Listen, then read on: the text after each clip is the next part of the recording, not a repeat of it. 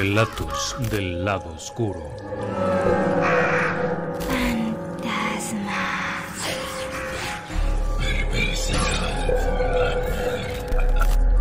Relatos del lado oscuro.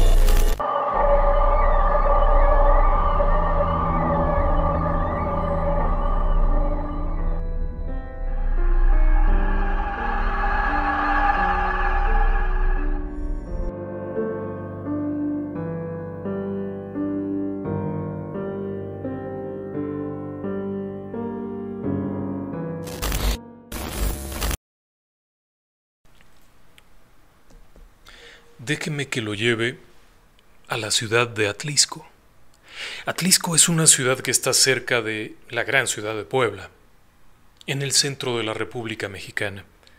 Es una pequeña ciudad que está enclavada al pie del volcán Popocatépetl, un volcán activo y muy peligroso. Pero Atlixco es un lugar muy bonito.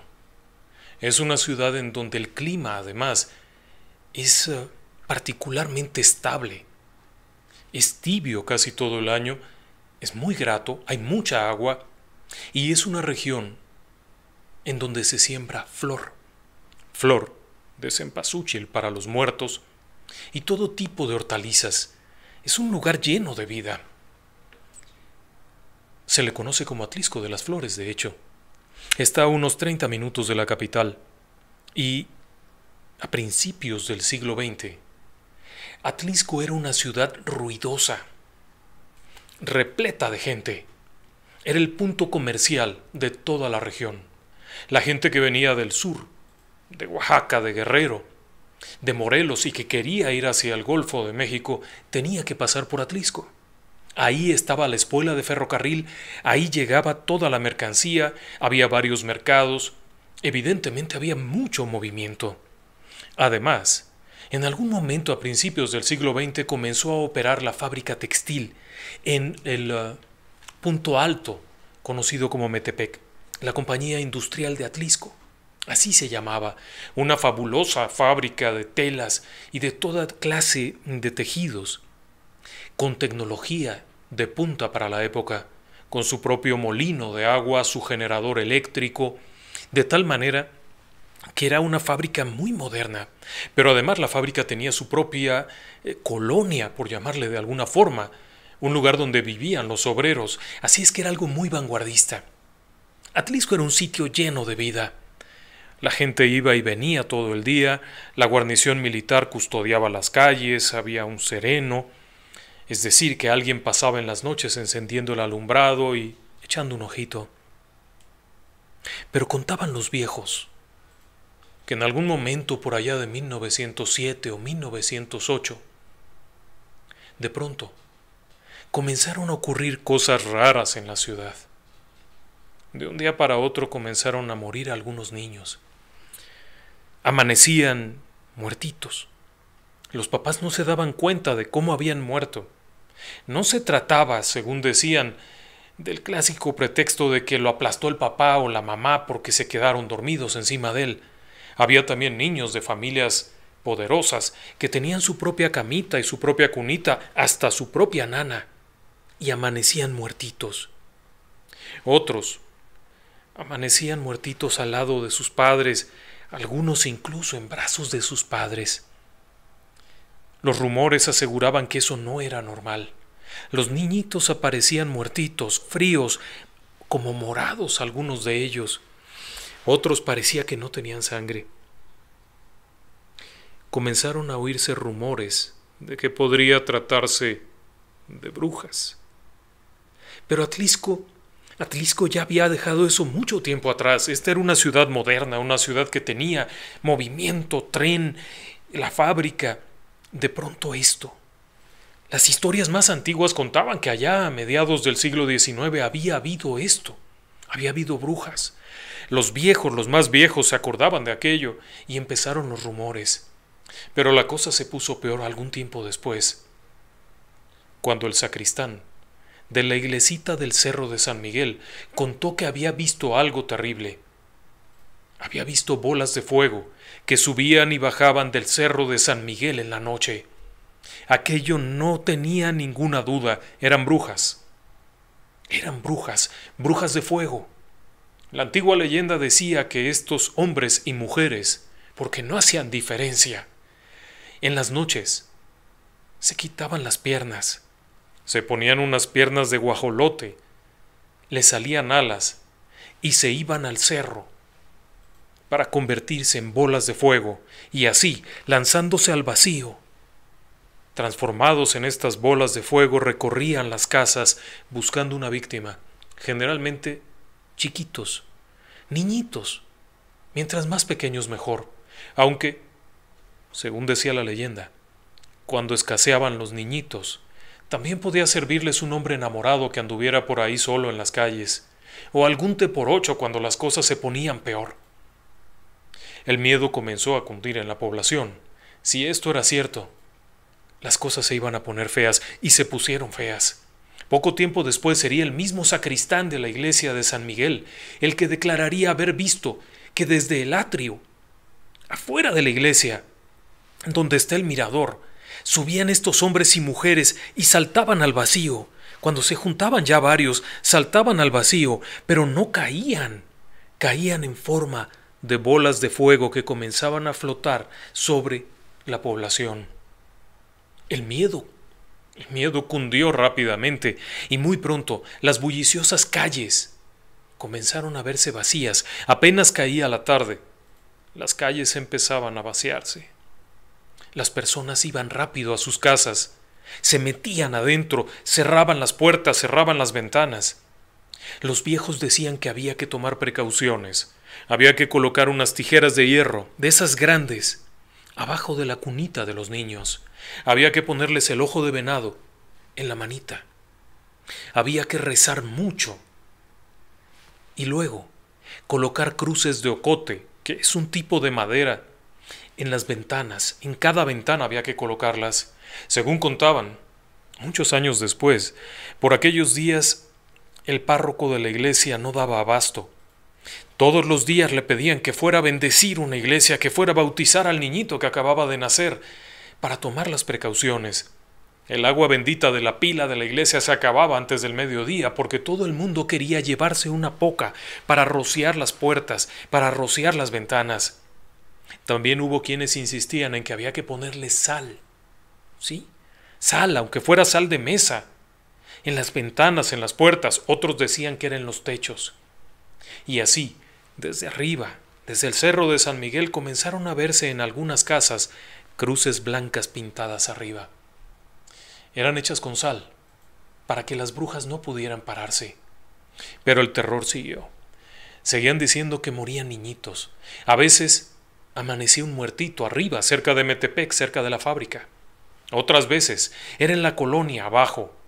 Otras veces el asunto se iba más para allá, rumbo a Chalchihuapan, rumbo a los cerros, hacia Chipilo, por allá, en aquellos lugares. En esos entonces había poca gente, había grandes extensiones de campo, y cuando llegaban las noticias el miedo seguía creciendo.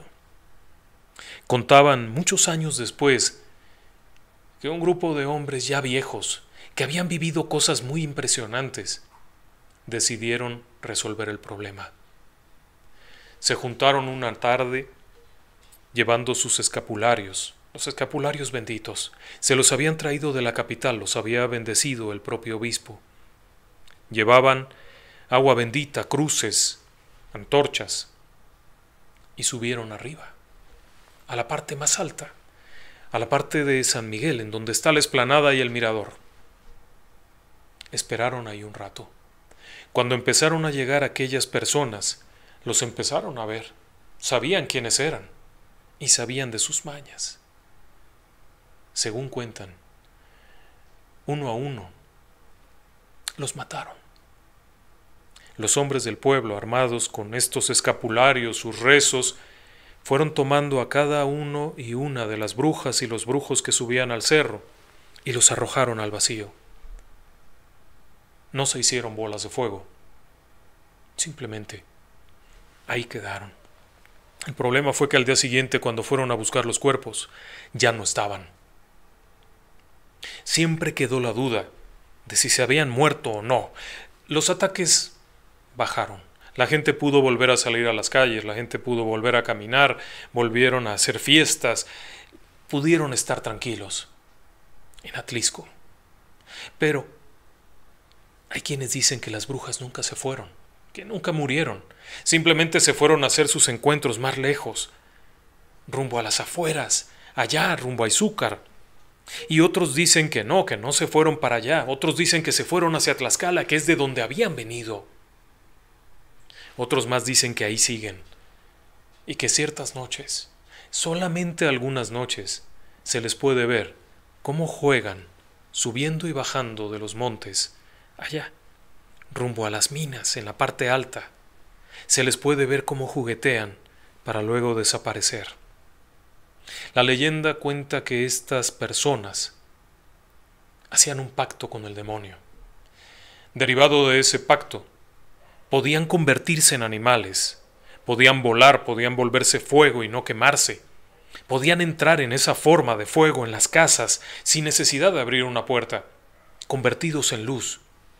Pero también tenían que pagar por aquello, y la forma de pagarlo era con las almas de esos niñitos no bautizados, de aquellos pecadores que perdidos en la noche eran sus víctimas, y se alimentaban con la sangre. Eso es lo que cuenta la leyenda. Por supuesto, usted se preguntará, ¿solamente es una leyenda? En Relatos del Lado Oscuro nos gusta platicar las leyendas porque tienen un sabor muy peculiar. A los pueblos de antes, a los pueblos tranquilos, solitarios, en los que no había luz, en los que no había todo esto. Pero usted se preguntará si realmente ocurrió esto o si era un consejo que se daba para que las madres cuidaran a sus hijos, o si era simplemente un mito que fue creciendo conforme pasaban los años y era el clásico asustador para que los niños se porten bien. Pórtate bien o vienen las brujas, que son esas bolas de fuego que bajan y te van a comer. ¿Usted qué piensa? Seguramente si hay, como siempre lo ha habido, muchas personas inteligentes en el auditorio de Relatos del Lado Oscuro, se imaginarán que era una leyenda y que lo que la gente veía podía haber sido desde una lechuza hasta una centella de bola, un fuego fatuo o cualquier otra cosa. Pero también siempre hemos dicho en Relatos del Lado Oscuro que un buen caso depende de un buen testigo. A nivel de investigación paranormal y de fenomenología ovni, normalmente, cuando se tiene un testigo de excepción, un buen testigo o varios buenos testigos, el caso se convierte en un caso especial. Por ello, si usted me lo permite, le voy a presentar este testimonio que tenemos, que es totalmente distinto.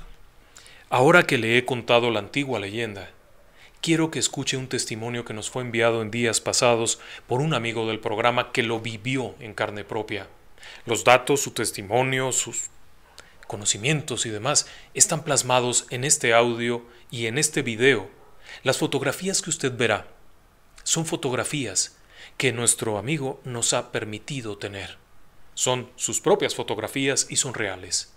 Así es que si usted me lo permite, ¿qué le parece si comenzamos? Mi nombre es Juan José de Ávila Araujo y pertenecía al ejército mexicano durante varios años. Llegué hasta el grado de sargento primero de infantería. Nunca me había atrevido a escribir y contar algunos hechos verdaderos y sobrenaturales que nos pasaron a mi pelotón y a mí en la Sierra del Triángulo Dorado. Pero el otro día, mi esposa me sorprendió viendo videos de destrucción de Nervantes ahí en YouTube y me dijo, nunca vas a superar eso. Y es cierto. Por ello, decidí contar mi historia. Me di de alta en el año de 1975 en el 35 Batallón de Infantería. En aquellos años estaba en Guadalupe, Zacatecas. Fui ascendido a los grados inmediatos, primero como cabo. Después me mandaron a pasar exámenes de admisión para estudiar en la Escuela Militar de Clases de las Armas, en la ciudad de Puebla. Aprobé los exámenes y me mandaron durante un año a estudiar en dicha escuela. Después de pasar todo un año, me gradué de sargento segundo de infantería. Me regresaron a mi unidad. Inmediatamente me mandaron a una fuerza de tarea Cóndor, que se trataba de ir a la sierra y combatir tráfico de nervantes. En abril de 1979 fuimos enviados a la ciudad de Culiacán, Sinaloa. Éramos una compañía de dicho batallón. Nos concentraron en la ciudad de Badiraguato, en Sinaloa. De allí nos trasladaron hasta lo más intrincado de la sierra, a mi pelotón y a mí, a bordo de un helicóptero militar. Después de aproximadamente 2 horas de vuelo, llegamos a lo que sería nuestra base de operaciones, en un pueblo enclavado en lo más profundo de la Sierra Occidental, llamado Dolores, municipio de Guadalupe y Calvo, Chihuahua, en donde fuimos establecidos y nos dieron instrucciones para iniciar la operación que se nos había encomendado. En plena operación, en junio de 1979, encontramos unos plantíos de nervantes y después de poner un perímetro de seguridad empezamos a la destrucción e incineración de dichos plantíos. Haciendo nuestra labor nos llegó la noche. En ese lugar había una cabaña y ahí nos dispusimos a pernoctar. Después de poner nuestro perímetro de seguridad, el resto del pelotón se dispuso a dormir. Eran como las 10 de la noche, cuando uno de los vigilantes da parte al cabo de turno que a lo lejos alguien se acercaba con antorchas encendidas. El cabo inmediatamente me comunica y ordeno que se prepare todo el pelotón para marcarles el alto. Se les marca el alto. ¡Alto ahí! ¡Identifíquese! A lo cual no obtenemos ninguna respuesta y las luces a lo lejos siguen acercándose. De vuelta se les grita: ¡alto ahí! ¡Identifíquense o abrimos fuego! Ninguna respuesta y siguen avanzando. Están ya cerca, como a 100 metros de distancia. Yo, como comandante de pelotón, no tuve otra opción y ordené abrir fuego. Inmediatamente empezamos a disparar, pero para nuestra sorpresa las luces no se detenían. Y al acercarse más, veíamos cómo nuestros proyectiles impactaban en unas bolas de fuego y solo saltaban chispas. Y empezamos a sentir temor, pues era imposible no poder detener unas pelotas de fuego que solo brincaban en el aire. Al acercarse más y ver que nuestros proyectiles impactaban en las bolas de fuego y no les causaban daño, empezamos a sentir temor, pues casi habíamos terminado nuestra dotación de municiones y no podíamos detener aquello. De repente, de la oscuridad, sale un hombre montado en un caballo y nos dice: «Es mejor que se vayan de aquí, muchachos. Esas son brujas y les pueden hacer mucho daño». Di orden de recoger todas nuestras pertenencias y marcharnos de ahí. En la oscuridad de la sierra dejamos aquella cabaña y nunca volvimos por esas latitudes. Es extraño que a un pelotón de elementos del ejército le haya pasado esto. Al dar parte a nuestros superiores y reportar todas las municiones disparadas, nunca nos creyeron. Nos tildaron de locos. Otros nos decían que andábamos drogados. Pero solo los que vivimos esta experiencia podemos asegurar que todo aquello fue cierto.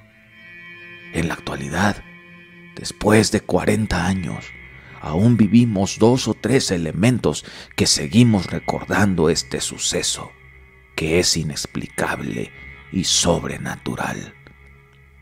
Aún hoy sigo soñando con esta experiencia y mi esposa me despierta después de estar gritando en pesadillas. Que pasen buenas noches y que descansen. Sargento Primero Juan José de Ávila Araujo.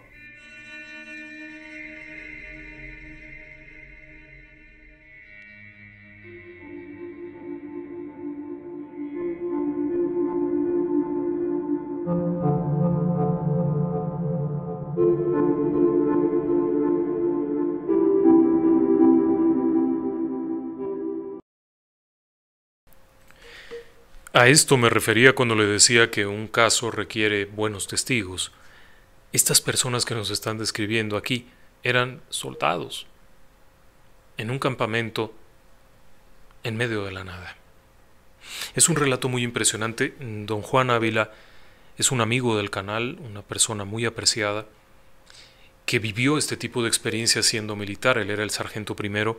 Nos ha encantado recibir su testimonio. Le mandamos un abrazo muy cordial, muy cariñoso. Gracias por la confianza de compartírnoslo y por supuesto también la confianza de habernos compartido fotos, demás cosas. Le hemos puesto la voz de uno de nuestros colaboradores y creo que ha quedado muy bien. Ojalá y les haya gustado este relato, pero ejemplifica un caso contemporáneo.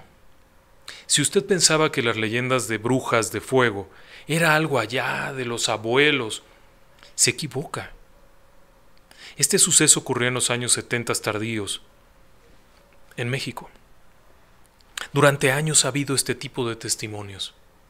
Ahora mismo, según estamos viendo en el chat del programa, hemos podido leer que varias personas, de quienes vamos a comentar más adelante, han tenido experiencias de este tipo.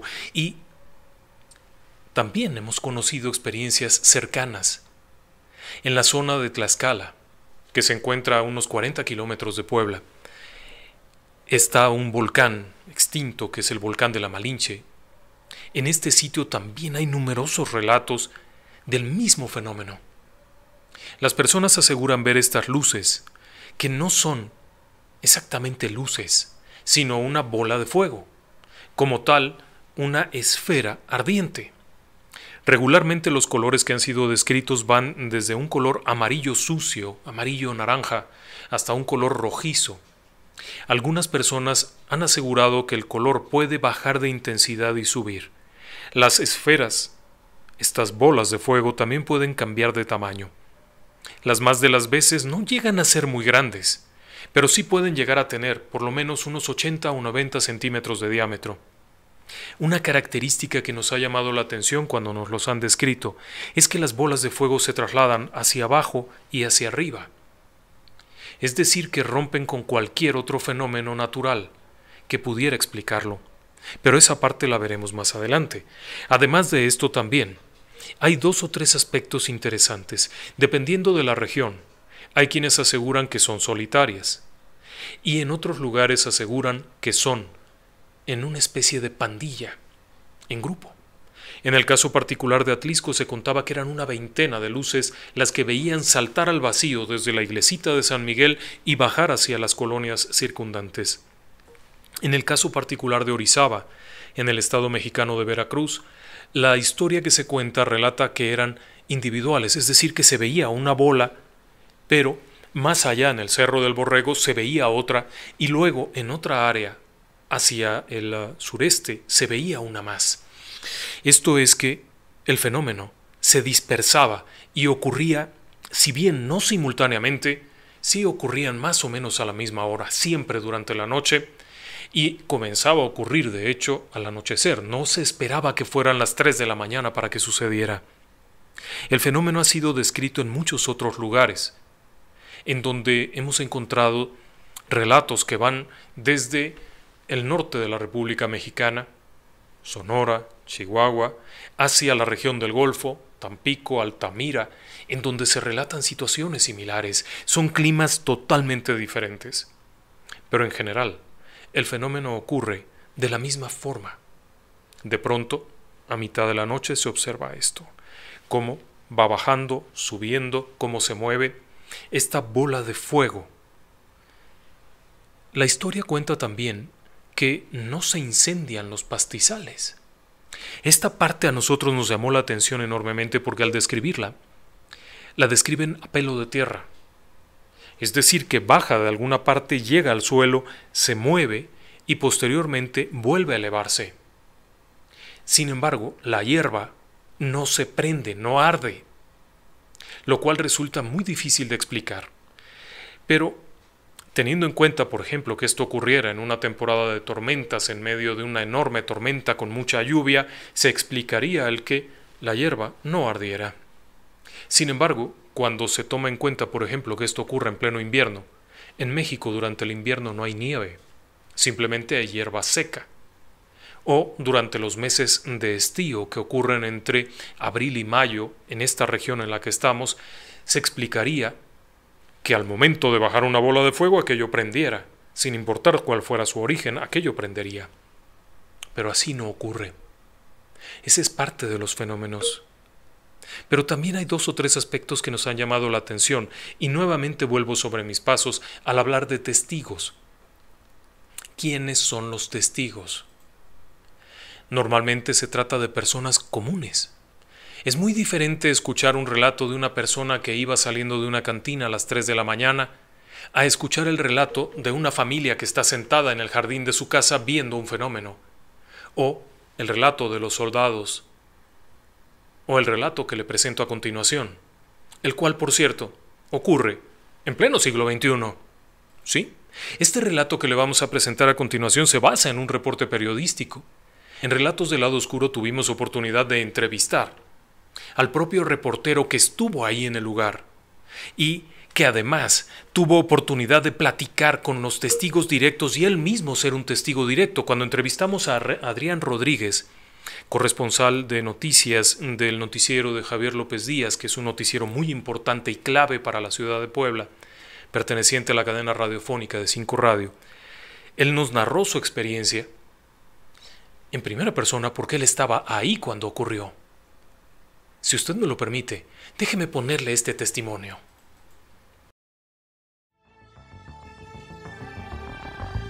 Un fenómeno de bolas de fuego en el kilómetro 18 de la vía Tliscayotl entre los veladores de la maquinaria del reencarpetado de esta vía de comunicación y automovilistas que transitaban por esta carretera. Fueron 2 horas de expectación que tuvieron estos trabajadores de esta obra de reencarpetado, pero también algunas personas que detuvieron sus vehículos para poder apreciar este fenómeno que ayer por la noche y entrada a la madrugada de este día pudo avisorarse en este punto, kilómetro 18 de la vía Tliscayotl. Y pues sí vimos bastantes bolas de fuego, inclusive vino la policía estatal y corroboró ese dato y trataron de grabar con el celular, pero el celular no logró captar nada.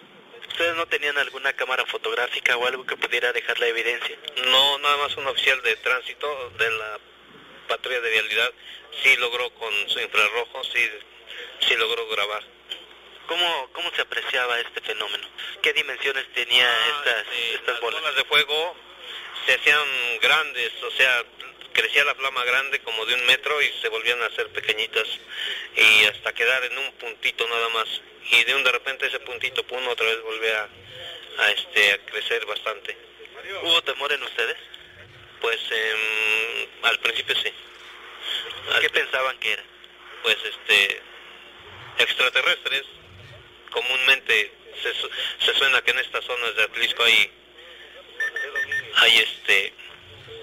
estos para, ¿cómo se les llama? Ajá, pues ovnis, exactamente. Bueno, Javier, es que Atlisco pues mantiene la leyenda de que se han presentado algunos avistamientos de ovnis, y bueno, ayer los trabajadores de esta obra de recarpetado de la vía Tliscayotl señalaron que pues ellos, de acuerdo a las versiones que les han dicho sus abuelos, pudieran ser brujas, pudieran ser nahuales o pudieran ser también algún objeto volador no identificado que llegó a pararse en ese lugar. Te puedo situar el lugar, que es un cerro ubicado entre la población de San Pablo Aguatempan y Santana Acozautla, aquí en el kilómetro 18 de la vía Tliscayotl, y este fue el fenómeno que causó en un principio expectación, pero después asombro en estos trabajadores y algunos automovilistas que transitaban por la vía Tliscayotl, Javier. Tú estuviste ahí, hablamos por teléfono cuando me dijiste que llegaste, ya no se veía nada y de pronto se empezó a ver. ¿Qué se vio? Javier, era una especie de luz de bengala que entre la maleza y la obscuridad de la noche, a lo lejos en el cerro, se podía apreciar cómo pues de momento intensificaba esta luz y volvía a descender. Así permaneció por unos minutos, posteriormente se volvió a perder. Estuvimos ya casi a la 1 de la mañana en el lugar y ya no volvimos a apreciar nada. Este es un fenómeno que dicen los que estuvieron presentes, tardó 2 horas con esas 12 bolas de fuego. Unos decían que eran 12, otros que 15, pero lo cierto es que este fenómeno tuvo lugar en este cerro y en un momento vieron cómo estas bolas de fuego cayeron hacia la barranca, y así los mantuvo en expectación a esta gente, Javier. ¿Cuántos lo vieron? Eran 3 los trabajadores, los veladores que están encargados de la maquinaria, de velar por la maquinaria de esta obra de reencarpetado de la vía Tliscayos, pero llegaron otros 5 policías de la estatal, además elementos de vialidad que también detuvieron su unidad y pudieron ver este fenómeno. Fueron en aproximadamente 10 gentes quienes fueron testigos de este fenómeno.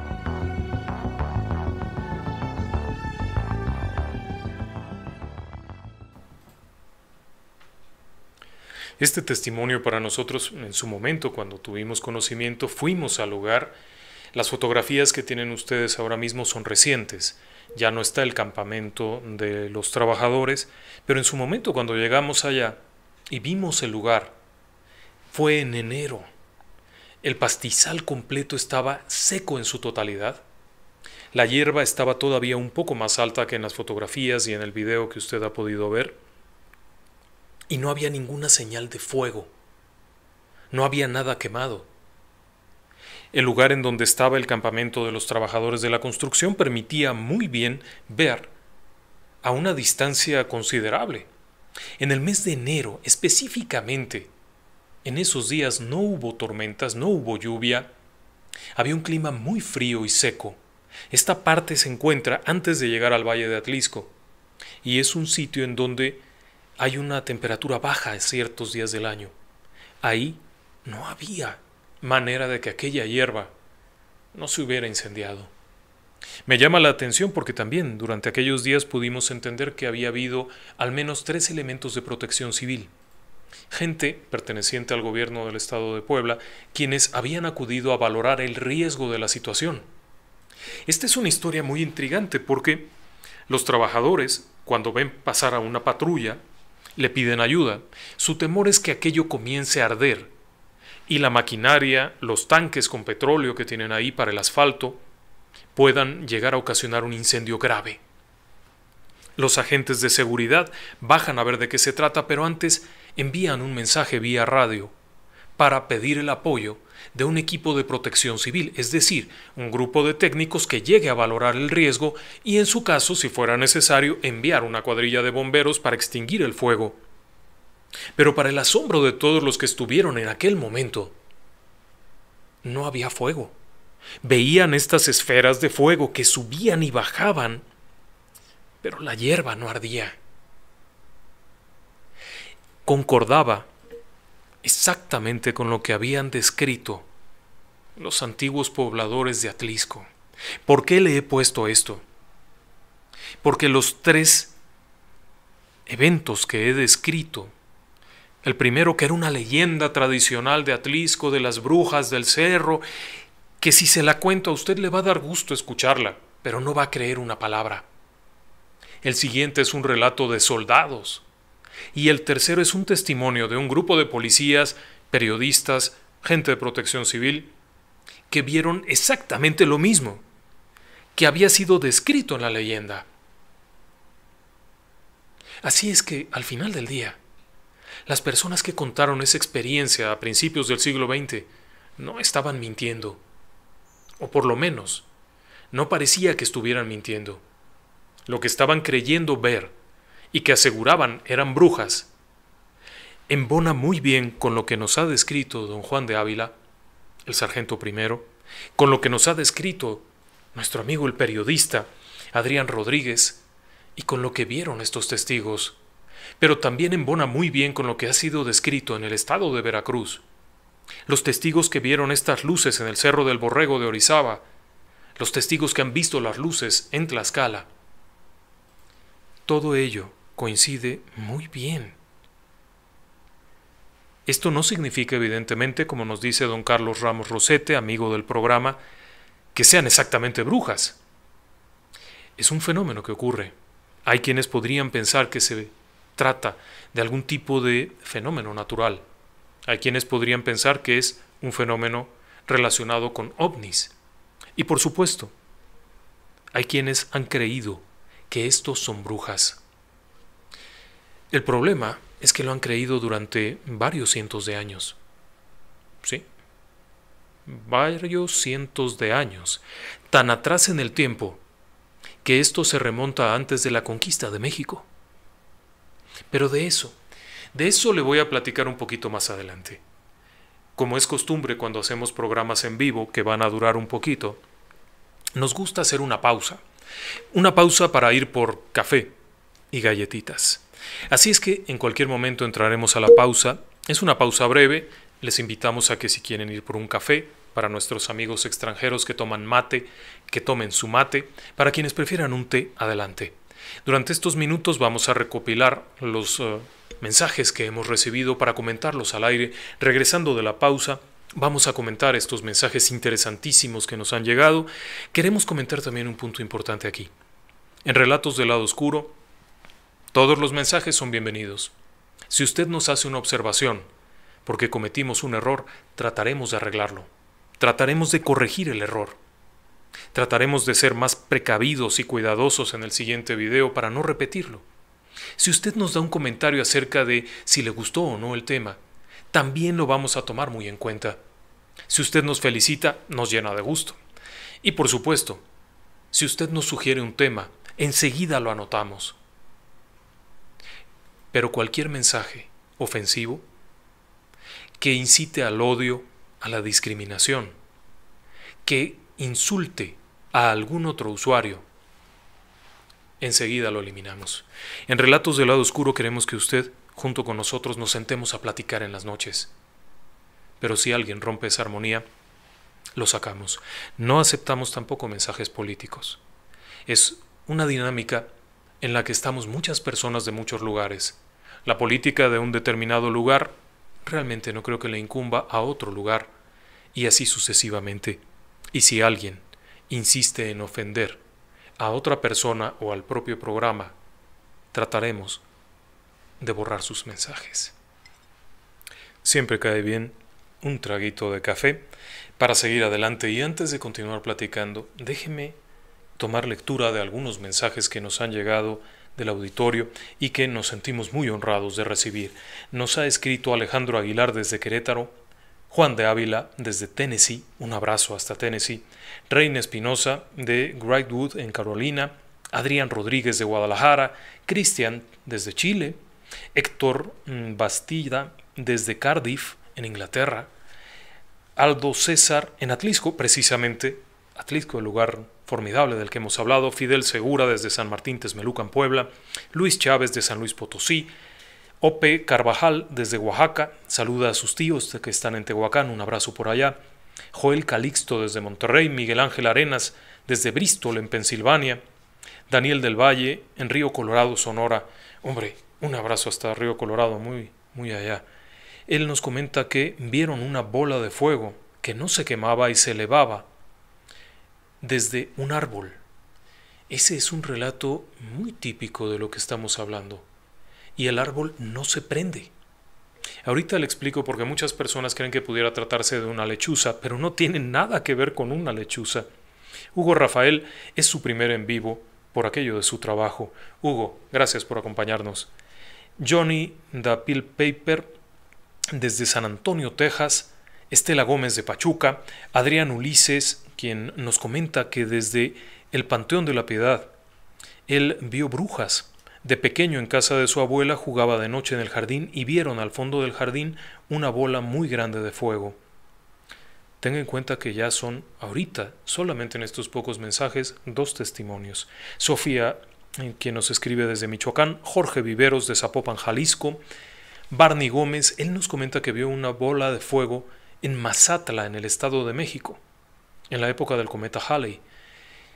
El cometa se veía como cometa, era muy tenue, se requería ver con atención.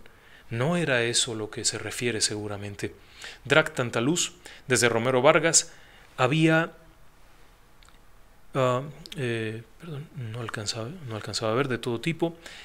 Había veces que se veían bolas de fuego en Romero Vargas. Eso es extraño, eso es aquí en Puebla, dentro de la capital.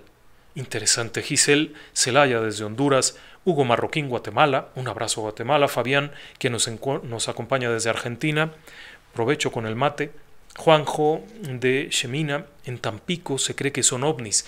Esa es una de las posibilidades de las que se ha hablado, pero ahorita le comento un poquito más. Grecia Isis, cerca de Apizaco está el Cerro de las Brujas, en la parte alta donde hay una cruz. Ahí hacen sus rituales.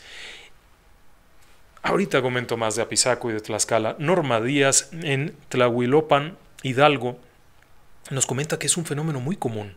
Las veía en vacaciones de verano y no incendian los árboles. Eso es lo que me llama la atención de este fenómeno.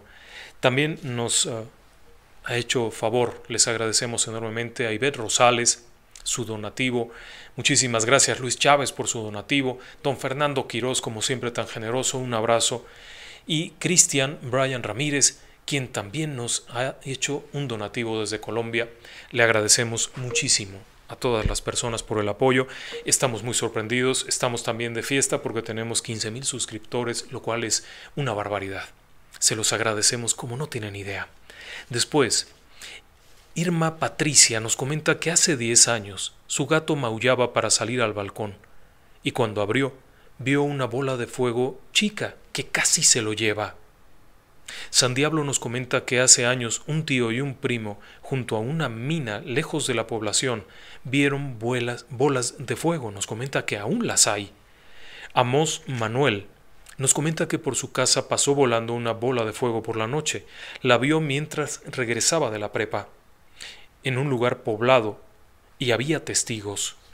Nad Coblan nos comenta que en Putla, Villa de Guerrero, Oaxaca, en el Cerro del Pájaro, cuentan cosas sobrenaturales incluyendo bolas de fuego. 6 rodean a una, suben y bajan. Parece una iniciación. Interesante su punto, muy interesante, Nad. María Isabel Solórzano, ella nos comenta que cuando era niña, en los 90s, en la Sierra Mixteca de Puebla, vio una bola gigante de fuego en la carretera. Y Lupita Toriz, a quien mandamos un cordial saludo hasta Nuevo Laredo, nos comenta que hace 40 años ella y su esposo regresaban de Zipolite a Oaxaca, en la costa del Pacífico mexicano. Atravesando la sierra, vieron bolas de fuego saltando de un lado a otro. Se detuvieron y ocurrió una experiencia sobrenatural. Habrá oportunidad de platicarla, seguramente se lo vamos a agradecer mucho. Y Gaby de Avilés en Acapulco. Bien, lo que nos han contado es esencialmente estas bolas de fuego que no queman, se ven de noche y en general se les atribuye eso. Pero hace unos momentos antes de leer los mensajes del auditorio, les comentaba que este es un tema muy antiguo. Y sí, de hecho lo es.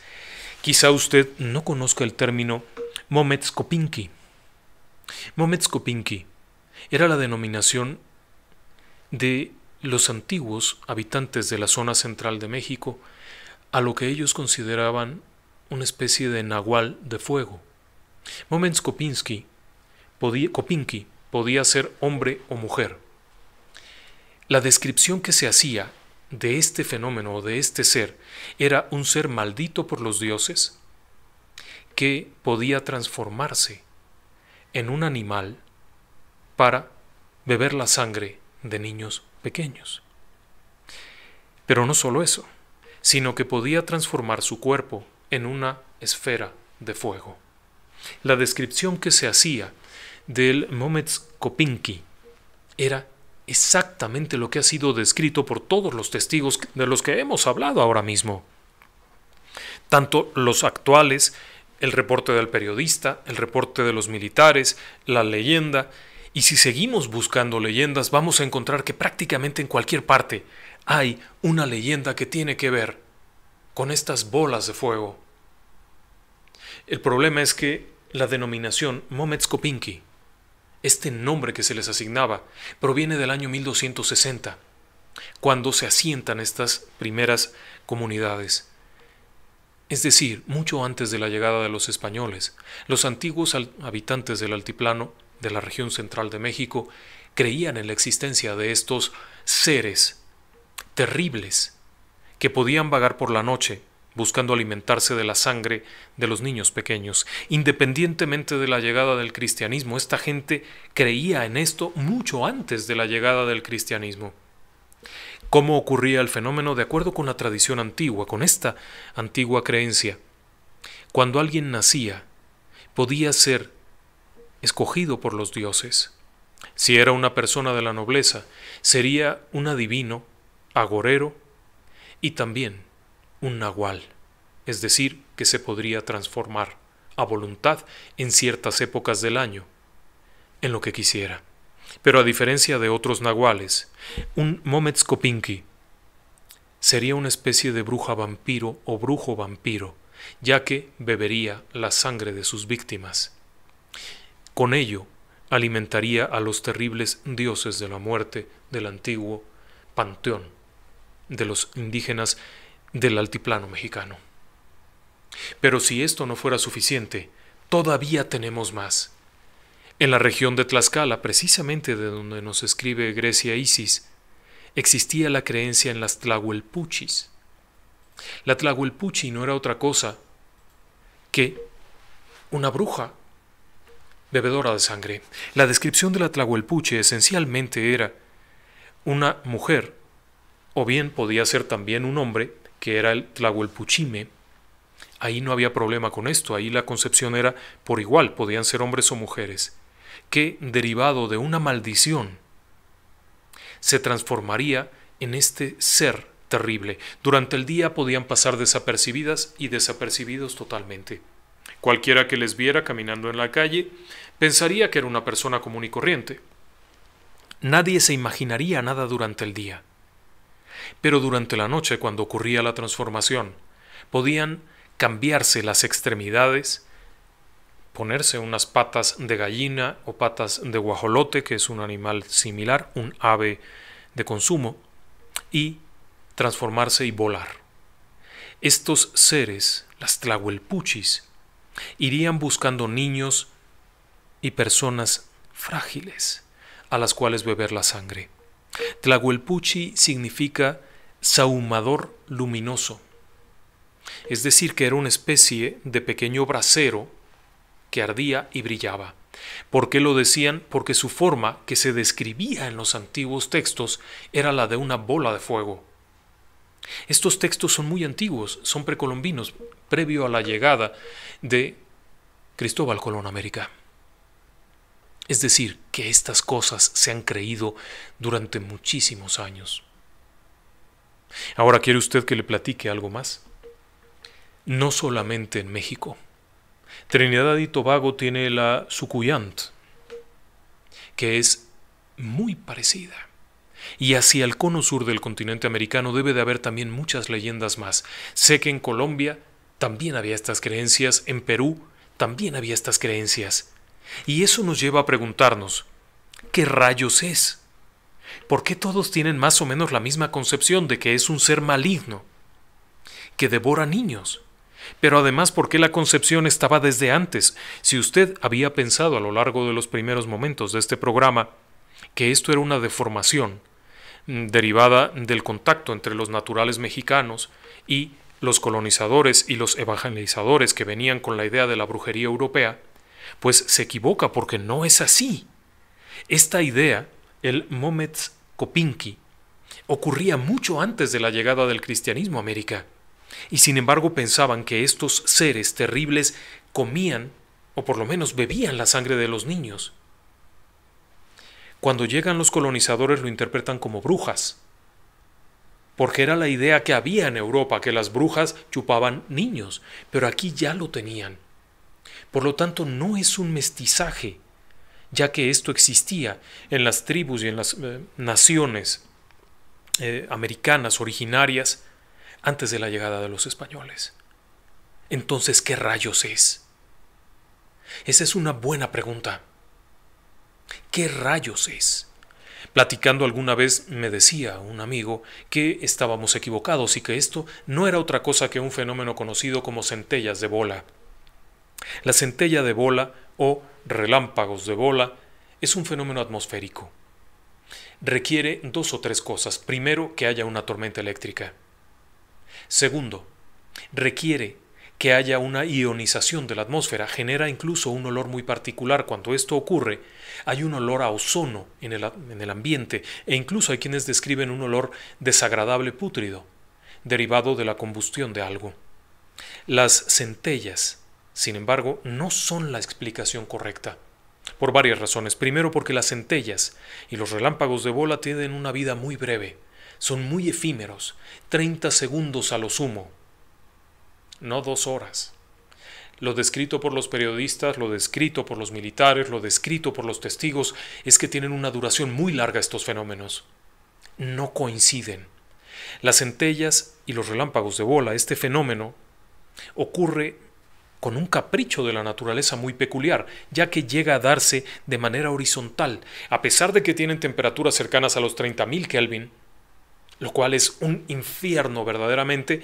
No tienden a subir ni a explotar, sino que viajan en horizontal y se disipan.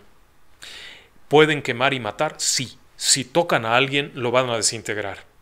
¿Pueden cruzar ventanas? Sí. Si llega y choca contra una ventana, la va a atravesar porque es energía pura. Sin embargo, su efímera existencia hace que no sean la mejor explicación, pero eso no es todo. Hay otro factor, que haya tormenta eléctrica. En los casos que hemos escuchado no había tormentas. En enero, en Atlisco, no hay tormentas eléctricas. Lo descrito por los militares en el Triángulo Dorado es que no había tormenta. Estaban en la sierra, iban a pernoctar en una cabañita y había un perímetro de seguridad. No había tormenta, no coincide. Pero ahí no termina el asunto. Lo descrito por las personas es que no enciende la hierba. Una esfera, producto de un relámpago en bola, quemaría lo que toque, lo incinera al instante. La temperatura es un infierno. Pero por si esto no era suficiente, en muchos de los testimonios que se han dado, las esferas suben y bajan las laderas de los montes, lo cual no corresponde con la descripción de una centella de bola. Punto. Pasemos a otro punto. Los fuegos fatuos. Durante años se ha hablado de fuegos fatuos. Son esas misteriosas lucecillas que a veces se ven en los pantanos, en los panteones. Tienden a tener una coloración azul violácea, muy diferente a la que ocurre con las brujas de las que hemos hablado, por llamarles de alguna manera. El color de las brujas, generalmente de las brujas de fuego, es color amarillo rojizo, similar a una llama pobre, a diferencia del azul que corresponde al metano, gas metano, producto de la descomposición orgánica y que se refleja en estas pequeñas llamitas azules. Por otra parte, lo que se ha descrito como fuegos fatuos suele ser breve, a ras de suelo. No sube las laderas, no baja las laderas, no corresponde. Se dijo que podían ser meteoritos. No corresponde, el meteorito ocurre a gran altura. Ahora mismo debemos de tener por ahí una imagen de un meteorito o de un asteroide entrando a la atmósfera, deja una cauda, es un fenómeno increíblemente brillante, de una belleza extraordinaria, pero no corresponde con lo que ha sido descrito. Si usted ahora mismo lo ve, eso no es una bruja de fuego, es un asteroide entrando a la atmósfera terrestre y desintegrándose, deja una cauda. El fenómeno ovni, esa es una explicación que muchas personas han tratado de interpolar con la temática de este fenómeno. Pero el fenómeno ovni es un poco más sofisticado. Partiendo de los múltiples testimonios que hay, el fenómeno ovni tiene miles y miles de testigos de todo tipo de encuentros, desde encuentros cercanos del primer tipo, luces en el cielo, encuentros cercanos del tercer tipo, que son contacto visual con entidades biológicas o entidades animadas cerca de un objeto desconocido. Todas estas han descrito algo muy diferente. Si acaso hay por ahí un par de casos en los cuales se ha hablado de estos fuegos que persiguen a la gente, sobre todo en Brasil, en los casos ovni importantes que han ocurrido allá en los años 70, donde se describía las famosas luces de la muerte. Pero en el caso del fenómeno que estamos hablando esta noche, no ocurre de esa manera. ¿Qué es entonces Las antiguas creencias decían que eran eso, demonios, esencialmente brujas, que bajaban y subían de los árboles. No lo podemos asegurar, evidentemente, no sería nuestro papel asegurarlo, pero nos ha sorprendido enormemente la cantidad de testimonios que hemos ido encontrando, que aseguran, por una parte, haber visto las luces, y por otro, la tragedia que ocurría cuando estos fenómenos se daban alrededor de los niños pequeños. ¿Usted qué piensa? Es un tema que nos ha dejado una tarea muy grande. Ahora, hay otras partes por ahí que se habla de esto. Una que a mí me ha llamado la atención muchísimo, que tiene que ver con las Tlahuelpuchis, es que se decía que para poder entrar a una casa y atacar a los miembros de una familia, los duermen utilizando un bao que entra por las rendijas de las puertas, y cuando todos están dormidos, entran y hacen su maldad. Lo mismo ocurre con lo que se describía de las brujas de Atlisco. Cuando las personas despertaban, aún teniendo la criatura en brazos, estaba muerta. Toda una historia. Ahora, ¿cuál es la solución? Bien, una de las posturas interesantes en este tema es que también coincide bastante con las creencias cristianas. Ahí ya hay un mestizaje. Para evitar el ataque de una bruja de fuego, lo primero es no salir con niños pequeños a lugares despoblados, a lugares solitarios, a los cerros, a los bosques. Segundo, si hay un rumor de tal cosa, colocar cruces de ocote, o en su defecto, colocar tijeras de acero bajo la cama, regar agua bendita en las puertas, colocarle a los pequeños alguna especie de escapulario u oración, rezar todo lo que se sepa y esperar a que la bruja se dé cuenta que está todo eso, porque hay quienes dicen que una vez que una de estas maldiciones llega a un lugar, no hay forma de pararlo y no hay forma de evitarlo. Va a entrar, haga lo que haga, sin importar. Si me permiten, tengo algunos otros mensajes que compartir. Un momento, por favor, en lo que me hacen favor de pasarlos, y enseguida los comentamos para poder cumplir con esta encomienda de compartir los mensajes que nos emociona tanto. Y bueno, al respecto de eso, tenemos Antonio López, que nos está escuchando desde Ontario. Un abrazo. Manuel Coma nos escribe desde Uganda. Le enviamos un fuerte abrazo a Uganda, a mitad del continente africano. Gatoliel Gómez, Irapuato. José Fernando desde Puerto Rico, la cuna del chupacabras. Nos están escuchando desde Huauchinango, Roberto y Mariana. Les enviamos un abrazo. Ellos dicen que en el cerro de Zempoala es común ver bolas de fuego. Carlos Six nos manda un depósito. Muchas gracias, qué amable, una donación. Silvión desde Brooklyn. Un abrazo a Silvión, amiga que nos acompaña todas las noches. Diego Iván desde Monterrey. Wow. El teacher Boris esta noche sí nos pudo acompañar, nos da muchísimo gusto, desde Córdoba, en Colombia. Y nos comenta que en su pueblo dice que son una señal del maligno. Es lo que le decía, a mí me sorprende porque la historia dice que, bueno, todas las precauciones están muy bien, pero que no necesariamente eso significa que dejen de entrar. También pueden meterse aún con todas las precauciones. Y hay varios testimonios de eso. José Carlos, él vivió apariciones en la ex hacienda de Santa Águeda. Santa Águeda está cerca de las ruinas arqueológicas de Cacastla y Xochitecatl. Eso está muy cerca de Puebla y es un lugar terrible, está lleno de espantos. Habrá oportunidad de que nos lo platique con calma. Ricardo Flores desde Baja California Sur, un abrazo por allá. Rigoberto Castro, Minnesota. Adriana Ávila de Colorado. Sandra Valderas desde Chile. Mari Carmen Hernández nos oye con sus hijos desde que estábamos en la radio. Gracias, Mari Carmen, un abrazo. Juan Mib desde Catepec. Rafa Iselo, en Cholula también hay brujas. Sí, de hecho también. Ese es un tema interesante. Cuando estuvimos en San Luis Tehuiloyocan, perteneciente al municipio de San Andrés Cholula, que está a un costado de San Pedro Cholula, la gente nos contaba eso, que había que tomar muchas precauciones al estar en los campos de noche por los ataques. Y había en ese año 1992-93 había habido una muerte misteriosa en esa región. Cerca de los montes, saliendo hacia los volcanes, había muerto un pequeñito en condiciones muy extrañas. Cuando nos lo platicaron a mí me sorprendió mucho.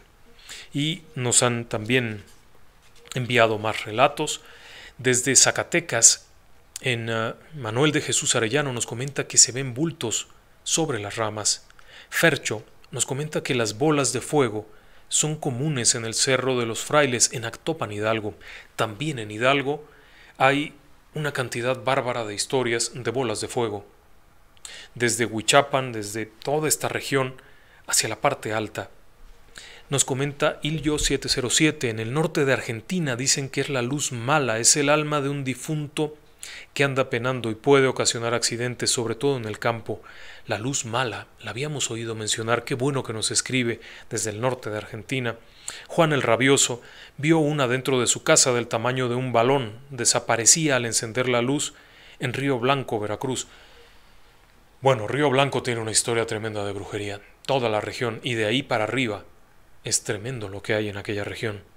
Ricardo Flores, él es geólogo y en una práctica de campo cerca de San Juan de la Costa, una madrugada, varios de ellos vieron una bola de fuego rápida y cayó cerca. No estaban ebrios ni drogados. No, así es como ocurre esto. Raquel Garay, en Coahuila, atrás del cerro de la iglesia de San Mateo, vieron una de estas bolas. También quiero agradecer a Roberto León por su aportación, Juan Pablo Ávila, gracias, muy amables. Marianne Hepburn, a ella la siguen las brujas desde la pancita de su mamá, vio una en la ventana de su cuarto. Habrá oportunidad de que nos lo platique a detalle. Iván desde Querétaro, Franz en el sur de Chile tomándose un mate, qué gusto saberlo. Miguel Arteaga, él vio bolas de fuego en Yahualica, Jalisco. Daniela, ella saluda a la familia Fuentes. En el cerro de Amalucan se ven bolas de fuego, sí, siempre, y es una zona terrible también con muchos espantos. ¿Por qué me llama la atención todo esto? Bueno, porque no le encuentro un sentido lógico en cuanto a las explicaciones técnicas que hemos encontrado. Leía por ahí un documento muy interesante que sugería que podían ser nudos electromagnéticos, pero no se lograron reproducir en laboratorio. Para reproducirlos trataron de mezclar unas sustancias, gases inertes, gases de esto, gases del otro, y no se dio.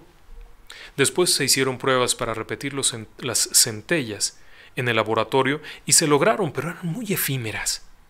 Y lo que nos describen las personas no es eso. Los fuegos fatos ocurren únicamente en cierta temporada del año, sobre todo después de lluvias, cuando el suelo está húmedo, permite la descomposición y salen los gases. Pero eso no es todo. Asociado a estas apariciones también se asocian las pérdidas de los niños. Hay quienes aseguran que esto es obra del maligno, esencialmente. Y lo curioso de todo, si usted me lo permite comentar, es que pueblos tan distantes en el tiempo creyeran lo mismo.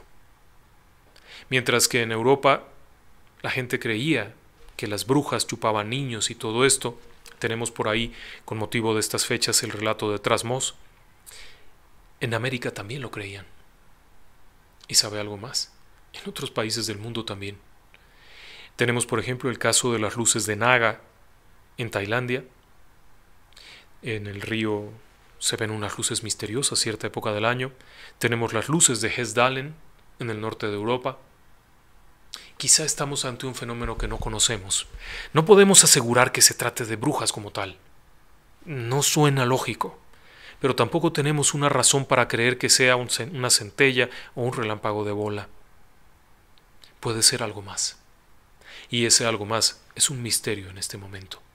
Por ello, lo hemos tenido en Relatos del Lado Oscuro esta noche y nos sentimos encantados de poderles saludar en vivo esta noche con tantas personas acompañándonos, que ha sido tan grato. Nos han sugerido muchos temas, los cuales hemos ido anotando, desde los niños de ojos negros, también por supuesto el caso de la familia Small, de infestación demoníaca, viajeros en el tiempo, ataúdes que se mueven en Barbados, la Segunda Guerra Mundial, posesiones, nahuales, tesoros, la zona del silencio, Albuquerque, Nuevo México, seres humanoides. Vaya, Todos estos temas, en ocasiones son muchos temas los que nos han sugerido y resulta un poquito problemático el tratarlos todos, pero no por ello nos sentimos menos orgullosos de poder tratar los que tenemos a la mano. Ofrecemos una disculpa si es que en algún momento nos hemos tardado en tratar algún tema, pero generalmente tratamos de darle gusto a nuestro público. Y bueno, Crystal Scani en Azumiatla, en temporada de lluvias se ven y cree que son nahuales. Ese es un tema que tenemos un poquito más adelante para hablar de los nahuales, porque además tuvimos oportunidad de platicar con alguien que decía ser un nahual. Paula en Chimalhuacán, Ciudad de México. Y para todas las personas que quieran compartir con nosotros una experiencia, un video, una fotografía, algo que les guste contarnos y que nos tengan la confianza de compartir, nos lo pueden enviar a contactorelatosdelladoscuro@gmail. Eso estaría muy bien. Tenemos próximamente más programas con las narraciones del auditorio y sus experiencias. Muchas gracias, hasta California, José Mendoza, Hans desde Perú, Aurora en Texas, Pablo en la Ciudad de México, Alicia Trejo en Oklahoma. Y Gabriela Martínez nos comenta que de niña la molestaban esas cosas. A los 8 años intentó hacerle alguna cosa rara. Nos comenta que sus ojos eran como llamas. Habrá oportunidad, Gabriela, de que nos lo platique más a detalle. Muy bien, estimado auditorio, muchísimas gracias por acompañarnos esta noche. Muchísimas gracias por seguir apoyando al canal. Muchísimas gracias por reunirse con nosotros estas noches a platicar. Les invitamos a que estén el lunes con nosotros. Esta semana hemos hablado mucho de brujas. El lunes vamos a hacer un programa especial de Día de Muertos, que es un tema muy mexicano y que queremos compartir con ustedes. Relatos de Día de Muertos. Si usted ha tenido una experiencia, cuéntenosla. Mándenosla al correo. Nos encantaría leerla y poderla compartir, así como estos 2 relatos que le hemos presentado, el de nuestro amigo don Juan de Ávila, que es un relato militar, que nos hizo favor de compartirnos. Si usted tiene una historia de Día de Muertos, mándenosla. Nos encantaría compartirla. A todos ustedes nuevamente muchas gracias, muy buenas noches y que descansen en paz.